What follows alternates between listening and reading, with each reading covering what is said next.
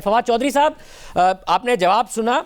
आपकी पार्टी किस हद तक जाएगी इस मामले के हवाले से? आपने कहा अपने एमएनएस के हवाले से तो आप कह रहे हैं कि कल वो डालेंगे। पीपल्स पार्टी ये सवाल उठा रही है कि आपके तो लोग बाकायदा तौर पर मीडिया पे आके कह रहे हैं उन्हें खरीदने की क्या जरूरत है, वो तो बार बार कह रहे हैं कि जी उन्हें एतराज है टिकटों पर। अच्छा, दो बातें। एक तो जो आपका प्रोग्राम है ना, बड़ा जालिम है। ये पहली दफा नहीं होगा कि जो आपके जो क्लिप्स हैं वो बाद में बार बार चलाए जाएंगे और नासिर अली शाह साहब उसमें दिखाए हुए आपके प्रोग्राम में आके कहेंगे कि ये मेरी आवाज तो है ही नहीं है, because I have really a bad news for Nasir Ali Shah sahab. और वो ये है कि अब टेक्नोलॉजी इतनी आगे चली गई है कि आपकी जो आवाज है वो कल ही 1 घंटे में इलेक्शन कमीशन चेक करवा सकता है कि आपकी है या आपकी नहीं है।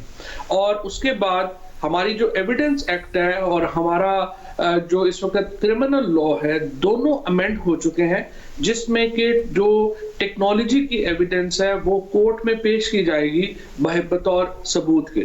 तो शाह साहब की जिस तरह से आपने भी बात की, ये जो इतनी बोधी एक किस्म की जो दलीलें होती हैं कि मैं तो था ही नहीं, मेरी तो आवाज था ही नहीं, थी ही नहीं, ये चीजें अब बड़ी पुरानी हो गई हैं। अनफॉर्चुनेटली शाह साहब जो है उनको उनके सामने ये बातें जो है वो बार बार दोबारा आएंगी। जिस तरह से आपने हुसैन नवाज का इंटरव्यू किया था, आपने सलमान का इंटरव्यू किया था, एक सीरीज है आपके इंटरव्यूज की जो बाद में बार बार जो है वो चली। और अल्लाह हमें महफूज रखे आपसे और आपके इस जो शर्अंगेज किस्म का जो होता है।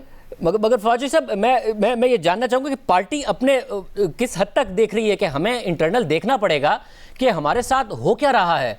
हर जगह से आपके ही रहनुमा आप ही की पार्टी पर आवाज उठा रहे हैं, बलूचिस्तान से लेकर सिंध तक कि जी पैसे देकर टिकट दे दिया। आप ही के लोग कह रहे हैं कि हम उम्मीदवारों को वोट नहीं देंगे क्योंकि ये तो पैसे लेके ये काम हो रहा है। आपकी पार्टी पर बार बार सवालात उठ रहे हैं, पार्टी खुद भी देखेगी ये हो क्या रहा है हमारी पार्टी में। नहीं, कुछ ऐसा हो नहीं रहा, ये सिर्फ 2-4 मीडिया के ऊपर। मिसाल के तौर के ऊपर अगर आप सिंध को देखें, सिंध में जो लियाकत जतोई साहब हैं वो खुद सेनेट के उम्मीदवार थे। अब 1000 1 अनार और 100 बीमार वाला हिसाब होता है। तो ये नहीं होता कि आप एक को टिकट दे देंगे तो कोई नहीं बोलेगा। ये हर जगह के ऊपर होता है, हर जगह के ऊपर तनकीद होती है।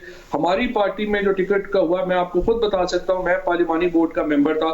एक टिकट के ऊपर भी इमरान खान साहब ने ये नहीं कहा कि इसको लाजमी टिकट देना है, बल्कि उन्होंने नाम ही नहीं दिए। उन्होंने कहा मैं इसलिए नाम नहीं दे रहा कि मैं नाम दूंगा तो फिर आप सब लोग कहेंगे कि नहीं इसको प्राइम मिनिस्टर कह रहे हैं तो इसको टिकट देना ही देना है। सो इसलिए बहुत शफाफ जो है वो प्रोसेस जो है वो इख्तियार किया गया।